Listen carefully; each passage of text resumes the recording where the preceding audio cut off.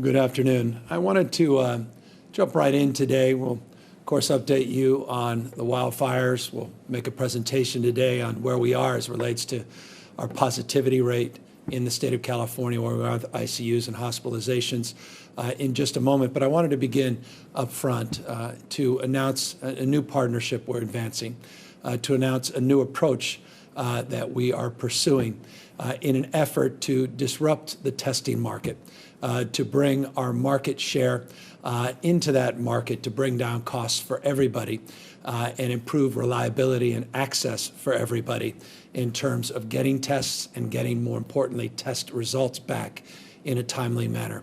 There's an old saw that says, if you continue to do what you've done, you'll get what you've got.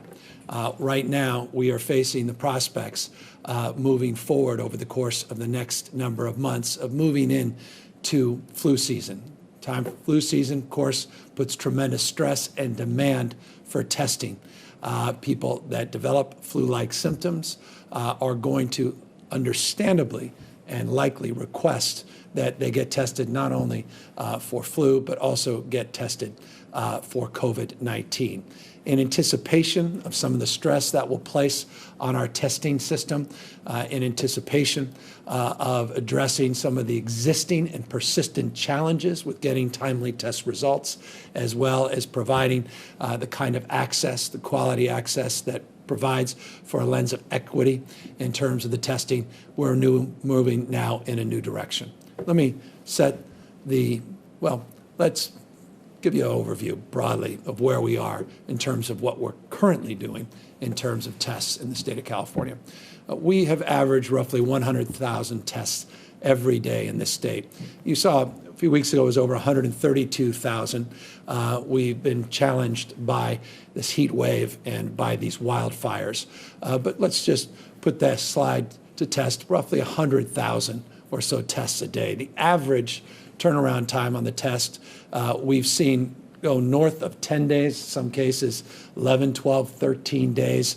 A few months ago, we're currently averaging, current average is anywhere from 5 up to 7 day turnaround on the test. Each and every day is a precious day in terms of the test results.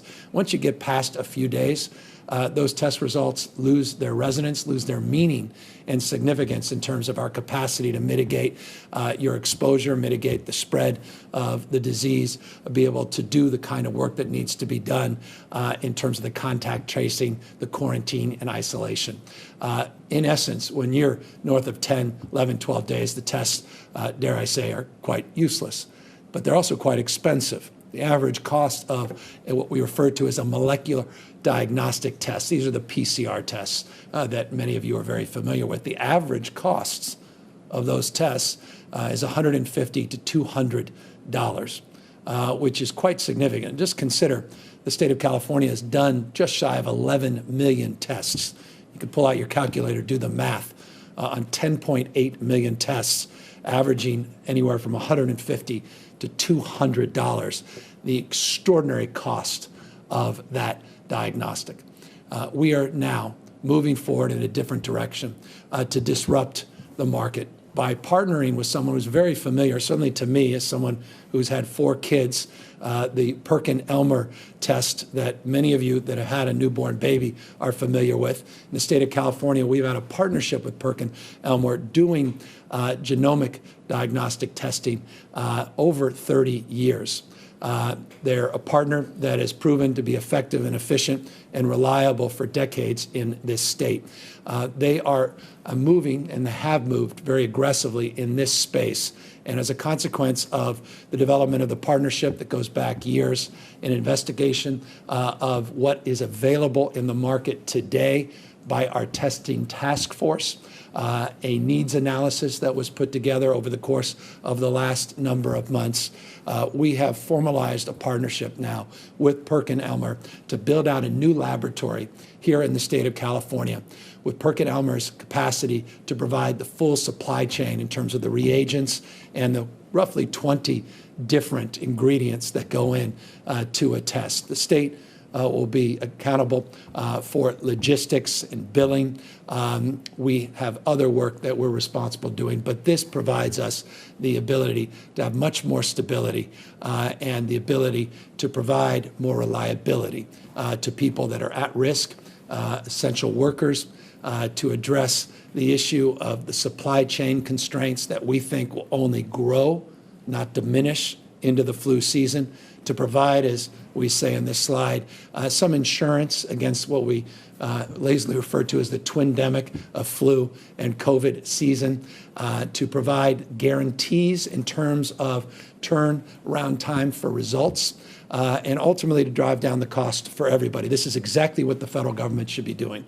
And had the federal government done this some time ago, you wouldn't see average cost of tests at $150 to $200, costing the taxpayers quite literally tens of billions of dollars, costing employers billions and billions of dollars, costing the health plans billions of dollars as well. We think by advancing this partnership, as only California can, with the scale of our purchasing power and the need to test more people in this state than any other state in this nation, that we will be able to use that market scalability to drive down costs across the spectrum for employers, for plans, for our Medicaid system, Medi-Cal here in the state of California, and of course Medicare system that currently is reimbursing over $100 per test.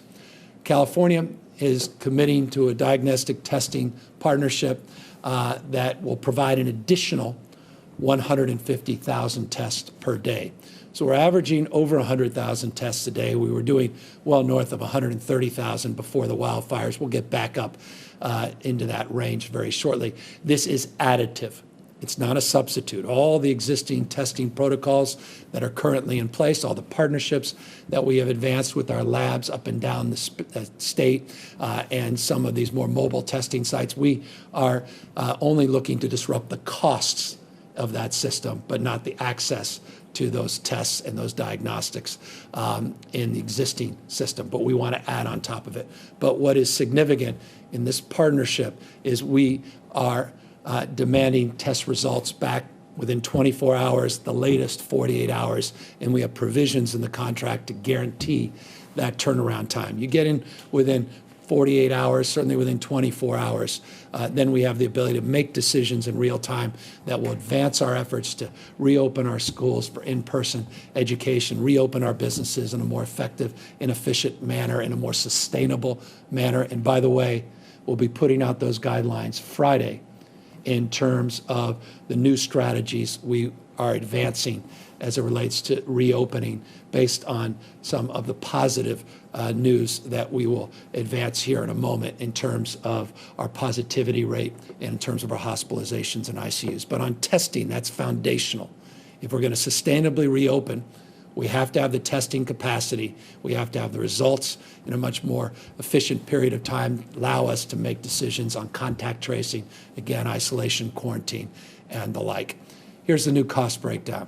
Again, $150 to $200 was the average per test. Under this new partnership, our cost breakdown works accordingly. For up to 40,000 tests, the cost per test will be $47.99. So let's just take the lower end of the average. That's a third of the cost on the lower end of the average current costs per test, 1/3. If we get our tests up to 100,000, that price drops from $49.99 to $37.78. And if we reach that 150,000 testing capacity, which is part of this contract, we'll get the tests down to $30.78. So the goal is to get down cost of tests that are averaging $150 to $200, costing you directly and indirectly as taxpayers and as people that have gotten the diagnostic test through your employer, through your insurance, or through taxpayer subsidized insurance, up to $150 to $200 to bring those costs down to a little over $30 a test. We have new contract protections, and we went to great lengths to put these protections into this contract, which, by the way, we will be making public. It's not just one contract. This is a contract for the labs. This is a contract for third-party payment. These are independent contracts. All of those contracts will be made public and will be forthcoming. They have clawback provisions, best price guarantees. Let's just be specific about what that means. If this partnership develops an additional partnership with even the federal government to bring down costs even lower than $30.78, our contract requires what we refer to often as favored nation status, best price guarantee.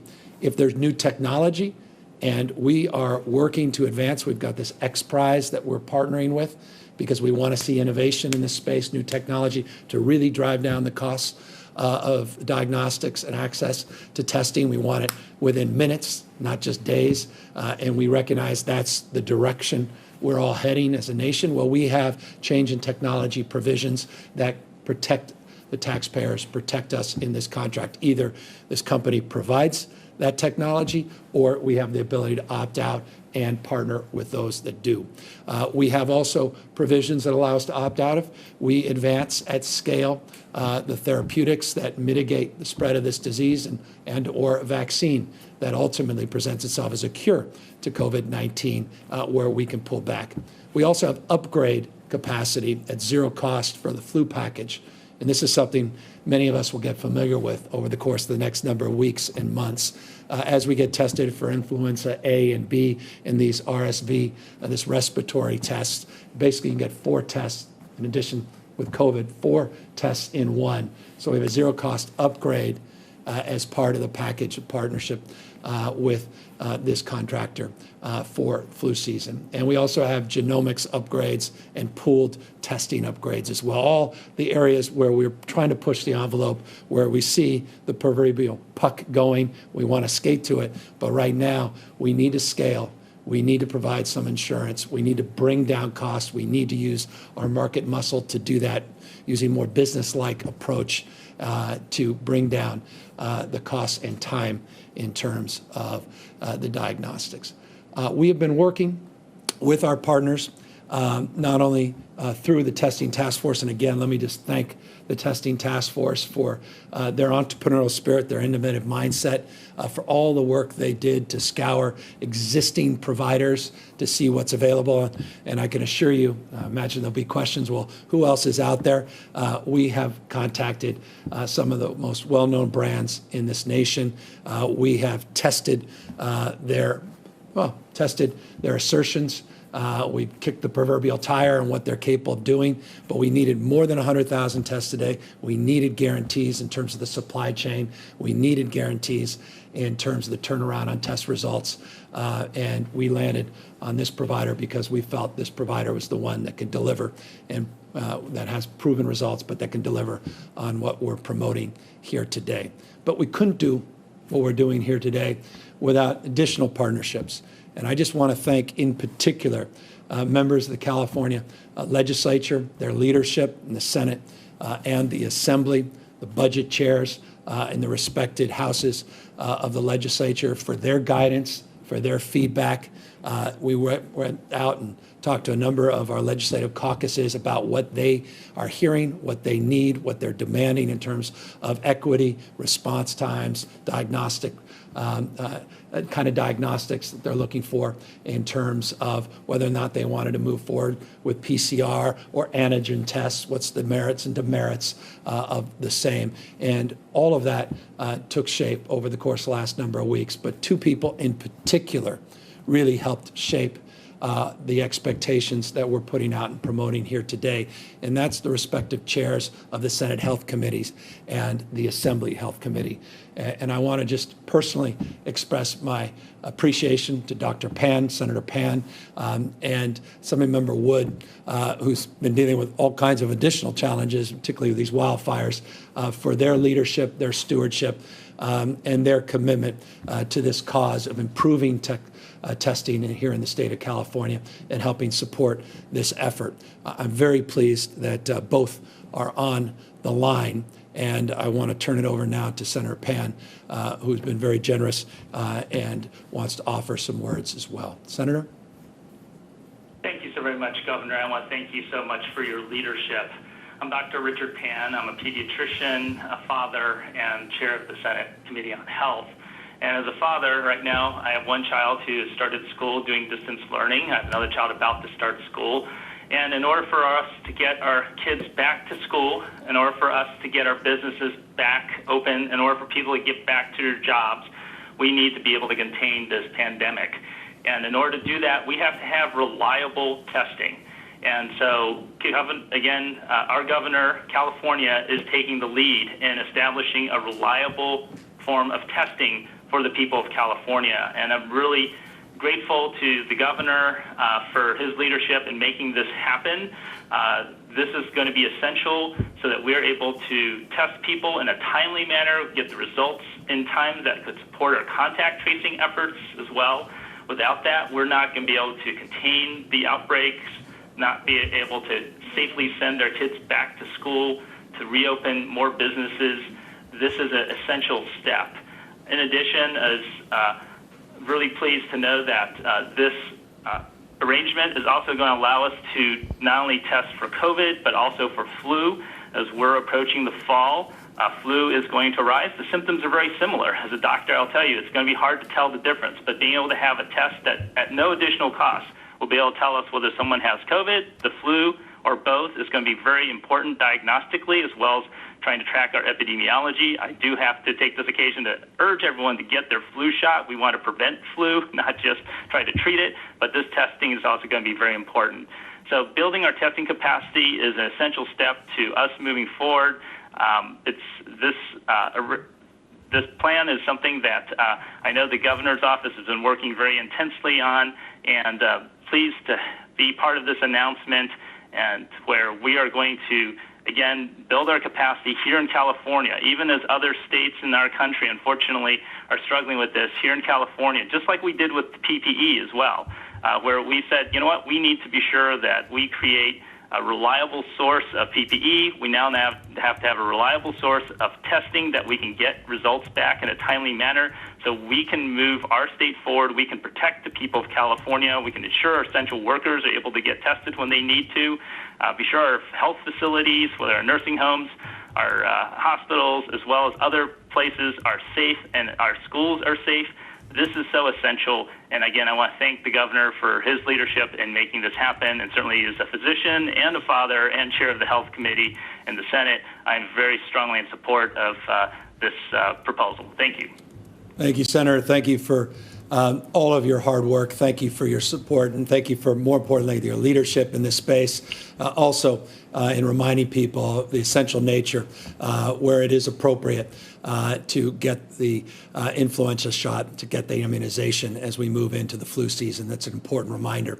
Also pleased to have Assemblymember Wood, who also happens to be Dr. Wood, who also chairs a critical committee in the Assembly, who also has been advising and supporting our broader efforts in this space and has been very impactful in getting us to this point. Dr. Wood.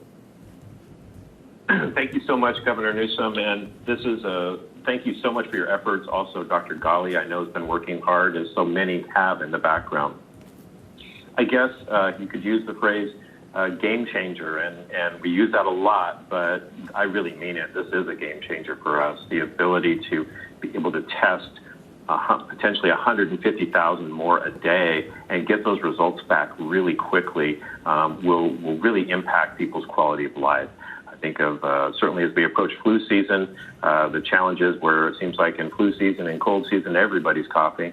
To be able to know right up front in a short amount of time who is infected and who is not will be important. As we look certainly right now, and one of my concerns has been fires in my district and the concerns about our frontline firefighters, law enforcement, and all the county EMS people that are out there. The ability to have increased testing capacity is absolutely critical. So this is a big day to be able to use California's amazing market power and strength. I'm proud to be a Californian today, and I can't thank you enough for your efforts, Governor Newsom. Thank you, Doctor. Thank you, Assemblymember. Thank you, both of you, Senator, Assemblymember. Thank you for everything you're doing. And again, special thanks to Dr. Wood and everything he's up against as it relates to the LNU wildfire, which we'll talk about in a moment, disproportionately impacting his district here in the state of California. But again, thank you both for forcing us to raise our standards and forcing us to raise the expectation in terms of what we can deliver and allowing us to flex our market muscle at scale. And I appreciate, Dr. Pan, your reference on PPE as well. It should be noted as it relates to the wildfires, just in the last week, we've been able to distribute some 1.3 million N95 masks to our ag commissioners all up and down the state of California as it relates to impacts and air quality associated with these wildfires.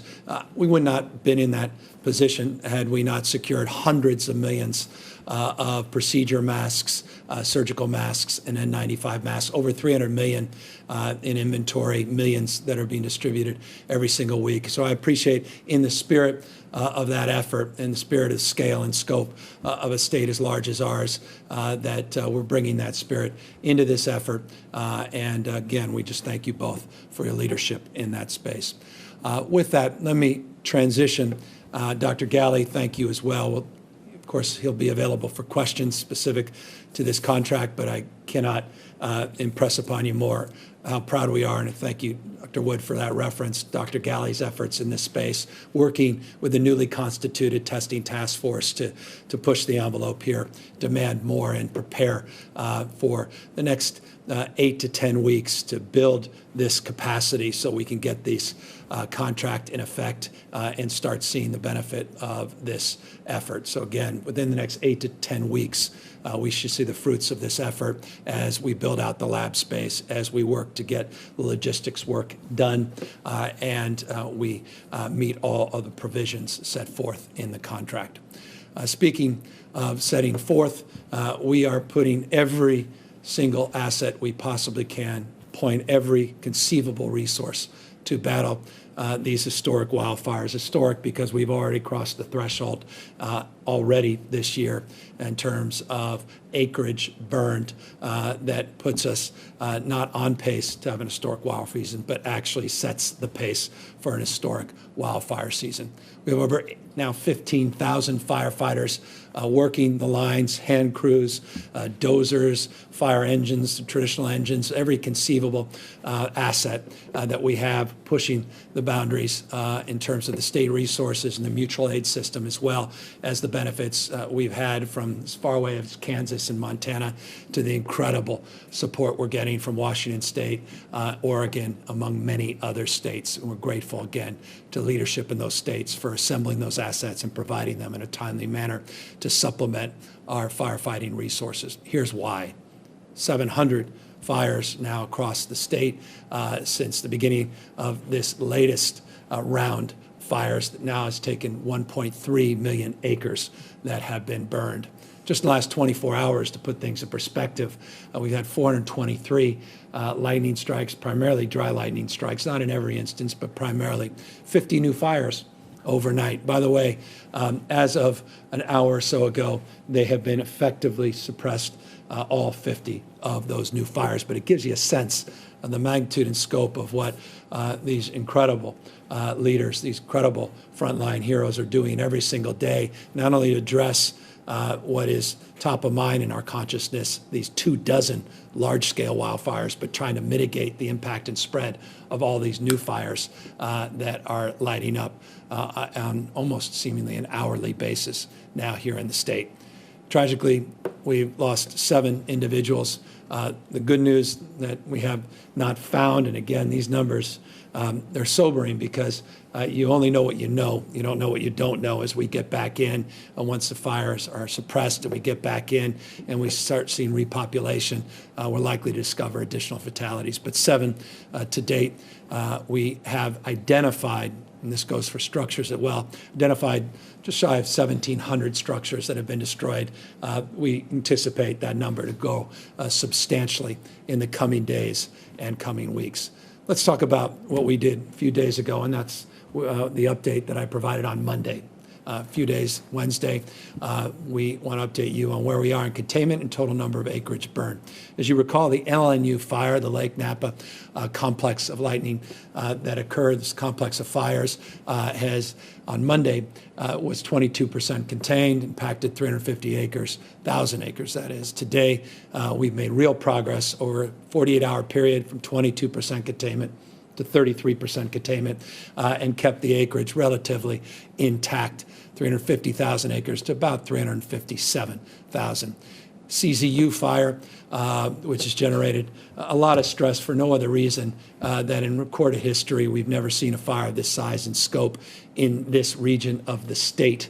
And this is, again, another testament, demonstrable example of the reality, not just the assertion, not just the point of view, the reality of climate change in this state and its impact in this state. On Monday, the CZU in that Santa Cruz area, 13% contained, 78,000 acres, kept it under 80,000 acres, making a little more progress on containment, 19%.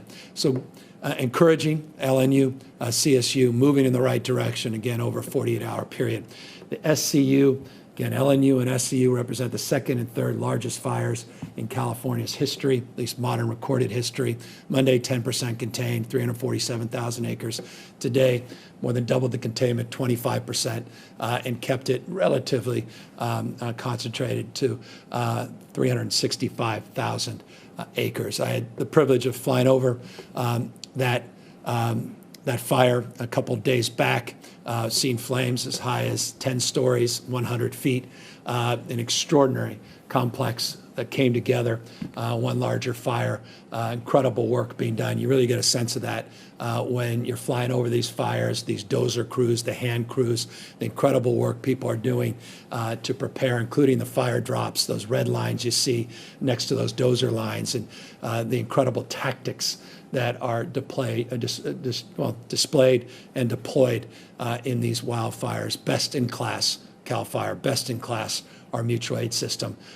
You don't think it, you get to know it when you see it up close, including some of the CDCR teams that were out there doing incredible work as well. August fire generated some interest, 11% contained on Monday, 178,000 acre, mostly brush and grass. Remains a concern, but acreage has grown about 197,000, but we're getting up to 17% containment, so progress. Progress, though, really needs to be highlighted here. This mock fire, this is in and around Hetchetchee, could have impacted the entire Hetchetchee system, which is that 167-mile gravity-fed system that actually feeds the water and a lot of the power for the city and county of San Francisco and the region as it relates to the Public Utilities Commission that manages that region through their work. There was real concern around this fire. Just 2,800 acres on Monday. The containment over the weekend, we got to 20%, but real concern about the impact that this could just go. And I'll tell you, if you want a good news story, if someone actually wants to write a good news story, learn about the heroism of the firefight and the firefighters there. 60% contained in over a 48-hour period, and they kept it at 2,800. It's an old adage in politics broadly defined, unlike baseball, you don't get credit for saves. Let's hope that these firefighters get some credit for what they were able to produce at this fire. We've been talking a lot about it privately, and I just thought it was important to share that publicly. Great work at CAL FIRE, great work of our mutual aid system, demonstrably exampled in the mock fire. The sheep fire, also concern.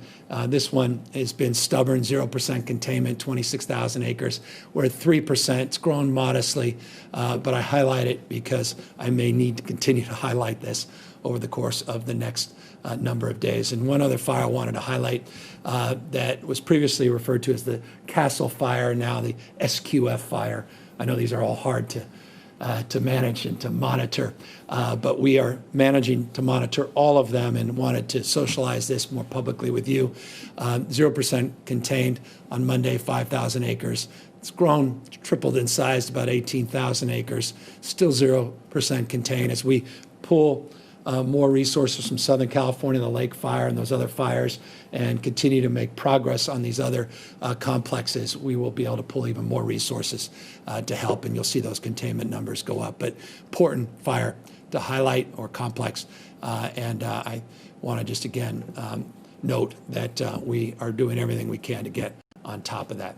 Currently, we have just shy of 4,000 people been evacuated in shelters statewide. Part of our emphasis and push in the COVID environment is to get people in non-congregate settings. And I wanted just to highlight this briefly. Of the roughly 4,000 evacuees, we now have the vast majority of them, 3,041 people out of 3,889 in hotel rooms.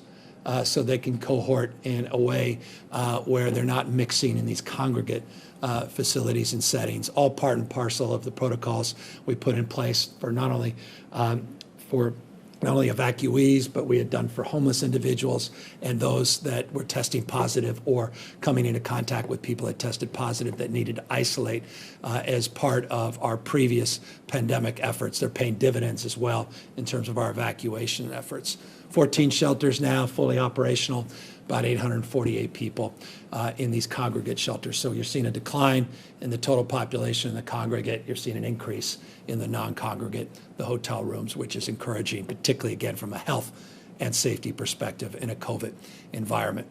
Here's where we are in terms of the environment, like mitigation and the spread of COVID-19 transmission rates based upon tests. We had a tougher testing number that came in yesterday, a little over 70,000. It brought down our total average test. Again, you can chalk that directly to the impact some of our testing sites. I think I mentioned Monday, about 11 sites, at least over the weekend, were down. We're updating those numbers, those Verily and OptumServe sites, because of the heat wave and the smoke issues, as well as the fire danger and the evacuations. So that's impacted our total number of tests. But we, nonetheless, are still seeing, despite case numbers of 6,004, we're seeing a 7-day average continue to decline in a favorable way. You can see that exampled here, not just as a 7-day average, which is 5.8%, which is our positivity rate over a 7-day period, but this is the positivity rate over a 14-day period, a slide many of you are familiar with. So the positivity rate dropping 6.5, 6.4. We're seeing that 14-day now decline 6.1, again, 5.8 on the 7-day. Hospitalizations continuing to trend in a very positive direction, 17% decrease over the last 14 days. You're seeing the same thing, about 18% on ICU admissions. We're now down about 16% of our total COVID positive patients in ICUs. In terms of our ICU capacity, it's dropped from 23% down to 16%. But again, hospitalizations, ICUs tracking in an encouraging and favorable direction. Not surprisingly, based upon all of this, the county monitoring list, which again is a dynamic list. People come on, people come off. You see these numbers change on a consistent basis. You see 34 counties now, not the 35. Here are the ones that were removed. Amador and Glenn, we added Tehama County to the list.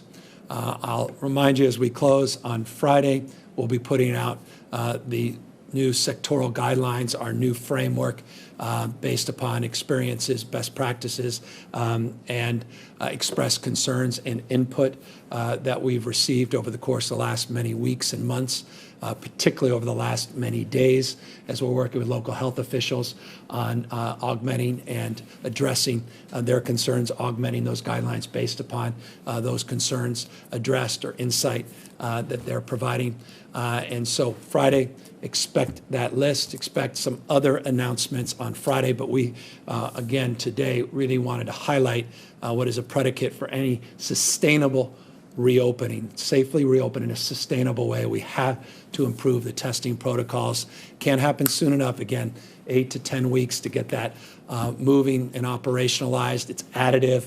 We're not taking away anything that already exists. It'll be additive to those efforts, but it will allow us more flexibility, again, more reliability, and I believe will have an impact not just on the state in terms of driving down costs to test, but I hope can enliven people across this country to get down the cost of this test. If you are fiscally conservative, then you should be demanding the federal government use its marketing power to drive down the cost of tests.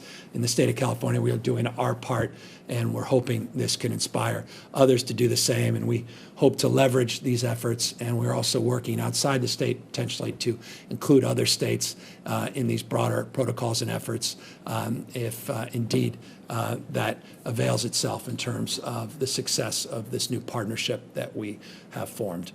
Always, and forgive me, but as I say, repetition's the mother of skill. Wear a mask, please. Physically distance where you can, continue to practice the kind of hygiene that you all know from your early years when your mother and grandmother were admonishing you for not washing your hands. That will protect you not only from spread of this virus or mitigate the spread, but also impact upcoming flu season in a meaningful way. And you'll see on Friday on the issue of minimizing mixing, we've got some new PSAs we'll be putting out around the issue of mixing and where we're seeing challenges. And so I cannot impress upon you more, though I will on Friday, the importance of doing what you can to minimize mixing when you're outside of your cohort and outside of your household, critical in terms of mitigating the spread. So that's the overview for today. A lot to share on wildfires, on the COVID updated numbers, previewing what we'll put out Friday, continuing to work very close on evictions with the legislature, working with the legislature to get through this last week of this legislative session. A lot of moving parts, but progress in many of these areas, and again, partnerships that are proving effective. And again, I cannot be more grateful for the Senator and the Assembly member for joining us here today in advancing that cause of partnership as well.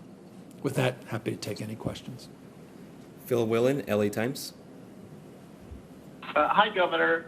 One thing I just want to clarify, the announcement you made today about the diagnostic testing, that's separate than actually testing kids. Is that correct? And I guess my question would be, will the state have, I guess, upward of 250,000, or the capacity of 250,000 testing kits per day that can get processed? Number one. Number two is, given some of the events today in the state legislature with some positive COVID tests, I'm just curious if you have been tested or members of your family have been tested, as well as your senior staff. Thank you. Yeah, I can't speak to the contemporary nature of tests, but after, as you know, I visited prisons and felt it was appropriate in the environment that we're in to get tested. I was tested negative. That was a number of weeks back, candidly, and I hesitated, full disclosure. I was rather consistent sharing this publicly to get tested until I felt everybody that needed a test was getting access to the test. I didn't want to put myself front of the line for many, many months, so I delayed that until visit into prison where I felt it was appropriate around that time to do so. Accordingly, my family was tested in that capacity as well.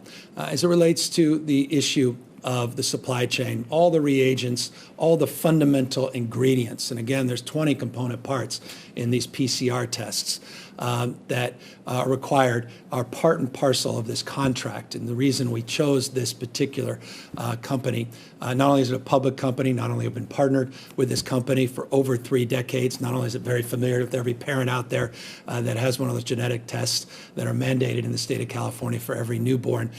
We kicked the tires, all these other companies, and many of them had a lot of the components, but not all of the component parts to get us to where we are, save the logistics, the third-party billing, which is our responsibility, and some of the swabs and the viral transport media. We currently have 13.8 million in our inventory. You can take a look at our dashboard that we put out on the COVID-19.ca.gov website. You'll see that 13.8 million on that dashboard. That's our current inventory. We're getting millions a month more in new swabs and viral transport media. That will be on us to procure, and we have all the confidence, our capacity to do that as we are moving forward much more aggressively and much more effectively in that space, and have already stockpiled millions and millions of swabs and the viral media for transport. Alexei Kosev, SF Chronicle. Hi, Governor. You mentioned this would be driving down the cost of testing. Is that because you have locked in this processing price that you mentioned through the contract, or are you expecting federal aid that would further offset other costs that the state is expected to pay? Can you clarify a little bit more about how this is driving down the cost of the testing? It's just using your market power, using your purchasing power, using business-like approach to leverage that marketing power to drive down costs in a more effective and efficient manner. And so we negotiated. We had conversations with many different providers, but we negotiated best price here and or favored nation status if indeed this contractor negotiates with another group even lower prices, that will get that same matched lower price. But this is a volume discount. It's the best way I could describe it, based upon expectations in terms of total number of tests conducted. The more tests, and let me go to this slide, the new cost breakdown slide. You'll see the slide. The more tests, lower the price. Less tests, a little bit higher price. But again, the price up to 40,000 tests is, again, a third of the lower end average cost of current tests. So it's a substantial discount. And that will create savings for employers, for plans, for our Medi-Cal system, for, as we're all taxpayers, for Medicare in terms of costs. So we think it's going to create a pricing, it will have pricing impact that will transcend not only in this context, but have impact more broadly to the testing market, because the scale and scope of California. So I don't want to overstate things, because when one does that, they usually get burned. But I don't want to understate the significance of our capacity to drive down costs and the significance of the cost of testing. Again, it's jaw-dropping. We've done 10.83 million tests in the state of California, averaging $150 to $200. Literally, as I said, do the math on that. The costs are jaw-dropping, and they're simply not sustainable as we move into the prospect of a second wave and the likelihood in the spring of next year, even if there's promising therapeutics and even if we see some immunization take shape, that the distribution, the manufacturing, the supply chain to get these immunizations out at the scale that creates the kind of immunity that we're looking for, that's going to take some time. And people start testing again across the state. You saw this a few weeks ago when you started to see the flare-ups in Florida and Nevada, and now you're seeing it in Iowa. You saw it obviously in Texas, Georgia, Louisiana, elsewhere. You saw then more people testing in those states finally, and putting pressure where we had those big delays in getting test results back. It's just not, we can't be victims of that inevitable fate. It's likely to happen again during flu season. We just don't want to be back in that place. And that's why we want to control our own fate, move the markets, create some more competition in terms of costs, ultimately bring down the cost for everybody. And we think this will improve innovation as well as part of the larger thrust. Alex Michelson, Fox 11. Hi, Governor. Since nobody has asked this yet, I will jump on the grenade on behalf of everybody. You don't have to. You don't have to. I'm curious if you are watching the RNC, and if you had a response to your ex-wife who said in prime time the other night that California is a land of discarded heroin needles in parks, riots in streets, and blackouts in homes. This may leave you wanting, but let me first acknowledge that I appreciate you landing yourself on the grenade. And let me just extend appreciation for your effort to get my response, and I respectfully defer to the next question. Rachel Bluth, Kaiser Health News. Thanks, Governor. The legislature is considering, obviously, a bunch of bills at the end of session right now.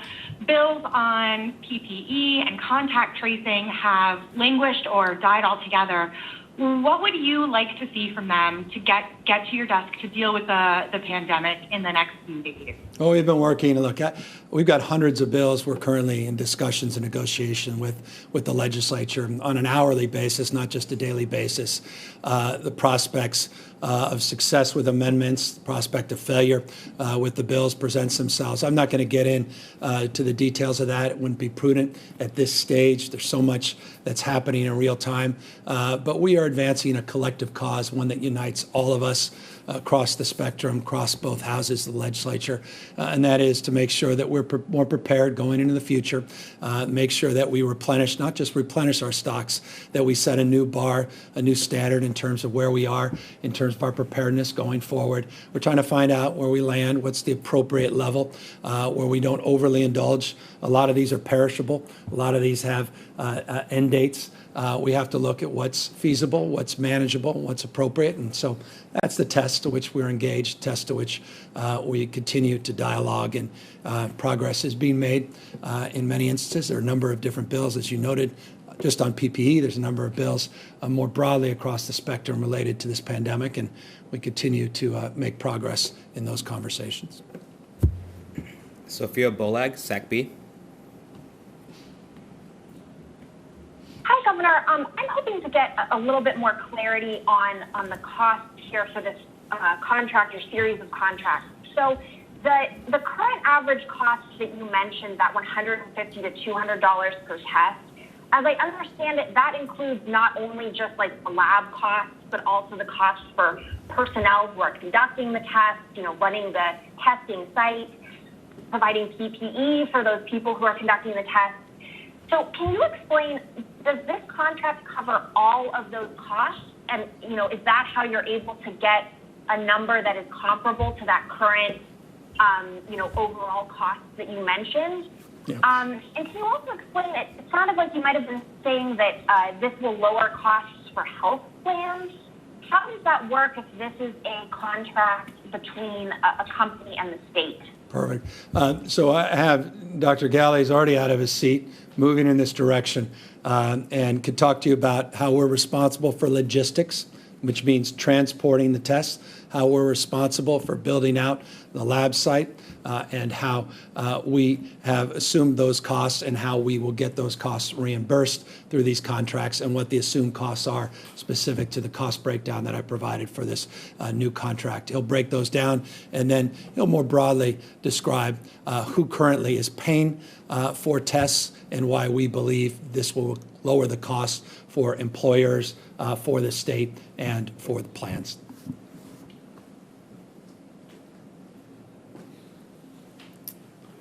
Thank you, Governor, and thanks for the question. Indeed, the cost that the Governor mentioned today, what that captures is the entirety of the costs of running the test. So when a specimen that's been collected in the community, so in a clinic, at a mobile site, at one of the drive-through sites, let's say in a school one day, or at a farm or another factory, once that specimen is collected, it goes to a lab for processing. And as soon as it hits the front door of that lab, the costs to get it processed and to get that result to our public health departments, to the patient person themselves, to the clinician who might have ordered the test, that's what's included in this price. So that includes the test kits, as we've talked about, reagents, all of the instruments that are required, the staffing, which is a very integral, important part of processing these tests, as well as the PPE for those staff to be able to run the test effectively. So all of that is what's included in this price. There are some other components, as the Governor described. There is the entirety of the specimen collection. So the responsibility that we've taken to partner with partners across the entire state to get swabs out to those test collection sites. In some cases, as we have with the Optum Serve and Verily sites and many, many other sites where tests are collected, setting up those collection sites, working with partners across the state to get those set up, but really getting those swabs in the right quantity and number so they're not a rate limiting step is one of the important factors that we continue to work on. and get out there. The governor mentioned the number of swabs and transport media that we currently have and increasing that over time. There's the entirety of moving the specimens to the lab location so they can be processed. That logistics contract is another part of it. And then on the back end, that ability to bill our insurers. This is a price that California has locked in for California, but we have planned to extend that. These lower costs that will be reimbursed at a much lower rate compared to some of the other test reimbursement rates that the governor mentioned earlier. So together, this creates not just an opportunity to increase our testing volume, not just an opportunity to get the per cost test down for all Californians, but we think really to give us, and emphasizing a point the governor made, the ability to deal with the disproportionate impact of COVID on communities that haven't had as much access to testing, maybe can't take the day off of work, so really need the testing site to come to their workplace to get tested. All of these opportunities are opened up in a way that they weren't before. So really leading with this equity principle, looking at testing as an important tool to address disproportionate impacts among population, focusing on the volume, as the governor said, knowing that we have faced before the dependence on the level of testing in other states to deliver our own testing. This creates a degree of testing independence that we haven't enjoyed till now. And then, of course, the cost piece, which is wrapped up in the original part of your question on what drives these costs. So, we'll be talking about this for days and weeks to come, partnering with many Californians to get this to help us move, not just schools, not just businesses, but really to create a level of insight into how the transmission of COVID-19 is moving in our state, allowing us to address some of the contact tracing opportunities to really reduce and tampen down transmission in places where we're seeing hotspots today, and hopefully no more of those tomorrow. Thank you, Doctor. And look, the bottom line is, and you've seen that in some of the incredible quarterly profits, some of these labs, I mean, we're well past the point where we need to call the question. And we need to do something to lower the costs to taxpayers, to employers, to others in this space. And that's exactly what the state of California is doing. Stephanie Sierra, ABC7. Hi, Governor. The CDC is now saying there is no need to test even if you've been in contact with someone infected with COVID-19. And we've heard Governor Cuomo criticize this change as part of President Trump's policy of denying the problem and wanting fewer people to take the test. So my questions are, do you agree with that? And what's your response to this recent change in guidance? I don't agree with the new CDC guidance, period, full stop. And it's not the policy in the state of California. We will not be influenced by that change. We're influenced by those that are experts in the field that feel very differently. And so with respect to the CDC, no, that is not the policy guideline that we will embrace or adopt here in the state of California. Spencer Custodio, Voice of Orange County. Hi, Governor. Thanks for taking our questions. In Orange County, there's at least 5 state testing sites, and you had earlier mentioned that there's an average delay in tests from 5 to 7 days. Is there any concern by you or Dr. Galley that maybe that has artificially lowered the cases per 100,000 residents and maybe moved the county off the watch list a little sooner than it might have should have been? Yeah, I want to be careful in the response. Let me ask Dr. Galley to come back up, and he can talk more learnedly about what that delay may or may not have done as it relates to the monitoring list, the watch list, and where particularly Orange County has been in that space.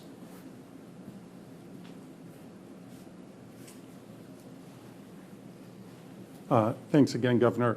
Indeed, Orange County, all of the counties across the state have experienced delays in not just collecting tests, but getting those tests processed. Sometimes you'll get the test back in 24 hours or less, especially those who are quite ill with symptoms. We want to know right away. And that's still achievable. but when we were experiencing the longest turnaround time issues, we were seeing some tests returning 2.5, 3 weeks after they were collected. And indeed, not only is that really not a useful result to the person who was tested, to those doing contact tracing, but it does make tracking the data difficult. We have worked over the past many weeks to not just improve our ability to understand the data that's coming to us, but really assign the test to the dates that it was collected, understanding when it's reported, and building our models around all of our calculations, whether it's test positivity, case rates per 100,000, around that detail. So, you know, within a great deal of contact with the counties, including Orange County, these conversations have given us a degree of confidence that the way we're reporting and working with counties is appropriate. Again, we do always have an open door to hearing about different approaches, and we hear from our counties quite often about different ways to look at these numbers and the data. And when we continue to learn and evolve in that space, we share that with you and adjust our way of doing the calculations. But in our current approach, we feel confident that we're doing it in a tried and true way, and that counties that are on the monitoring list are there because we've reviewed their data, and those who come off are there for the same reason of review. Next question. Adam Beam, Associated Press. Hi, Governor. The news release says that the state will be standing up a laboratory facility to process these tests. Does that mean the state's going to be building a massive lab as part of this contract? And secondly, how do you think that all these new tests will impact tracing? I mean, I'm not sure how it's working now. I mean, do you think we have enough to make it work with 2.5 times as many tests? Yeah, we'll substantially advance those efforts. I'll have Dr. Galley come up in a moment and talk a little bit more specifically about how we believe this will substantially impact our ability in real time to do contact tracing and make it more meaningful because of the diagnostic time, and the results will allow us more capacity from an epidemiological perspective to mitigate the transmission of disease and identify cohorts that may have been exposed to someone that has tested positive. Will help advance our efforts in schools, help advance our efforts more broadly across the spectrum from hospitals to skilled nursing facilities, including in private sector by sector, industry by industry. Specifically, though, let me take the first part of your question, and that is, yes, we will be building out, and that's the 8 to 10 week process. We'll be building out that site using the state capacity to move quickly, to move efficiently, and to build out. We've identified a specific site to develop this lab.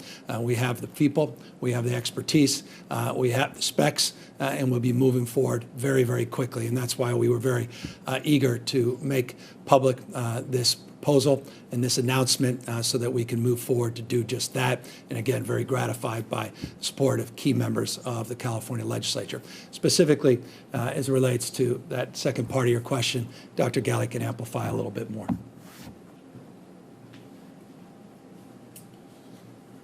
Yeah, thanks again. The governor's right on with the contact tracing approach. The availability of turnaround times of 24, 48 hours, our goal is to get it down to 24 hours, means that results get in the hands of counties, people doing disease investigation and contact tracing more quickly so that it's more meaningful. They can reach out to those who are positive, identify their contacts, and catch them at the point when they might be most effective to those that they're around. So we believe that this ability to identify cases earlier, more quickly throughout the state will actually enhance our ability to put contact tracing, make it a more effective tool than it has been, especially in those weeks and days when we were experiencing very long turnaround times. And by the time you got the result, somebody's already run through at least one full incubation period, and having them isolate at that point or reaching out to their contacts may not be as high yield as it would be to reduce infections that come out of that initial case.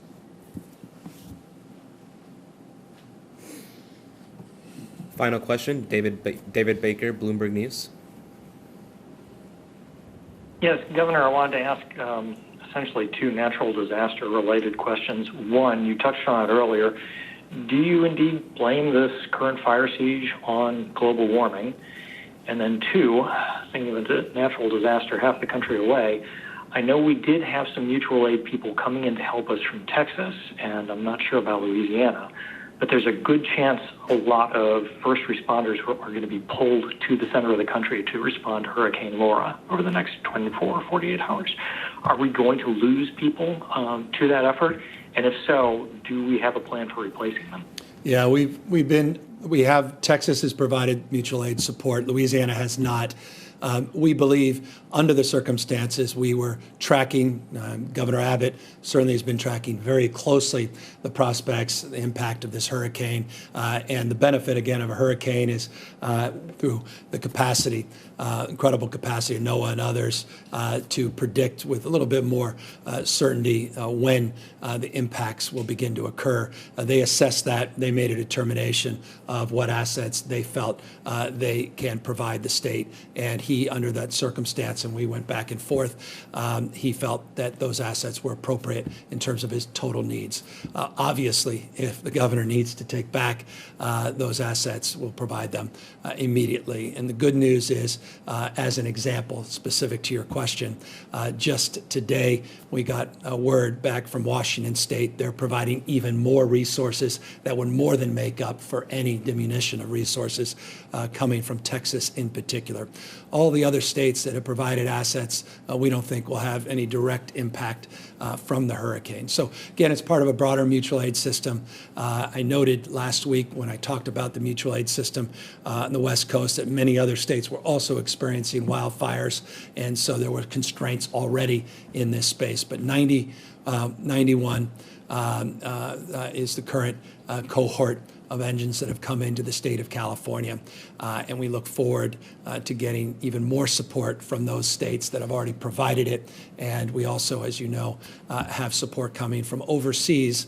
We'll be making potentially some announcements tomorrow or the next day on a number of other countries that have expressed interest in supporting us and providing resources in real time. So that's on the issue of mutual aid. And the issue of blame, I don't cast or assign any blame. Each and every one of these fires is investigated. We have protocols and after-action reports that are provided in each and every instant. We have an incident command strategy that requires a real adjudication of the facts on the ground. Let me just say this, for any of us to assert that they know exactly the cause of each and every fire, I think that is very misleading at this stage. One thing we do know, however, is we dealt with an unprecedented number of lightning strikes, some 14,000. What we do know is we dealt with unprecedented weather, heat dome on the west coast of the United States. What we do know is we had 130-degree weather here in the state of California, which arguably, if it's not a world record, it's very close to being a world record, the hottest recorded temperature in modern world history. We do know that it had an impact in terms of our capacity to even provide the energy needs, not only here in the state, but put pressure even outside the state. So that is somewhat anomalous. It's anomalous in the context of what we grew up with. Decades ago, we experienced anomalies, but not as often as we now are experiencing. They're almost becoming exceptions, more like the rule. And as a consequence, it begs the question, is what the scientists have been saying, 98 plus 99% of them for decades, taking shape?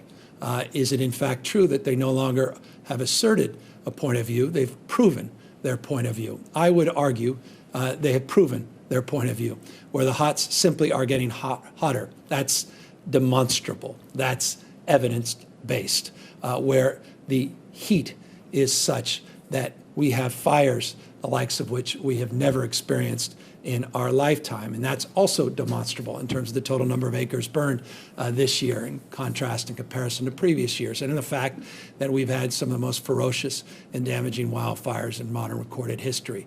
I'm not naive about forestry practices over the course of the last 100 years.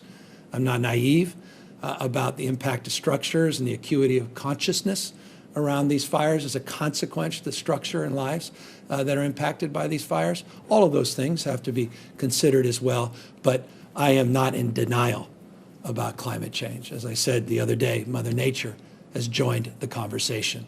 It is overwhelming, the evidence. If you don't believe in climate change, I'll repeat, please come to the state of California and we will re-educate you or ultimately enlighten you as to the consequences of the earth and its temperatures increasing and the consequences that are having in terms of droughts, not just wildfires, as well as floods, and as well as our seasons, as we've come to know them, that are substantially being impacted. Shoulder seasons, wet's getting wetter, not just the hot's getting hotter, snowpack impacts and the like. I can go on, but I have taken enough of your time. I want to just thank everybody for your time and let you know that it is about time for us to now move into a new phase.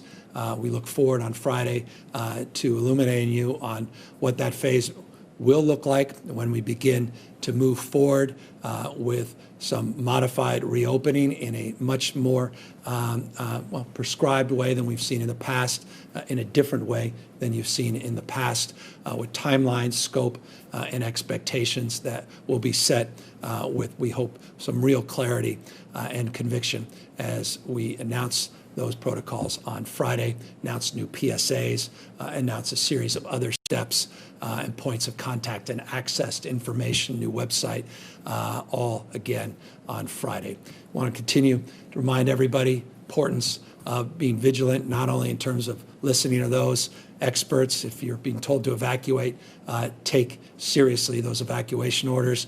Everybody continue to recognize that we need to reconcile the fact the pandemic is still among us and transmission rates are still growing in the state. It's nice to see that growth rate begin to decline, but growth nonetheless in terms of positive cases coming in every single day, death numbers that continue to be too high, mortality, morbidity rates that continue to sober the senses and require us to take action.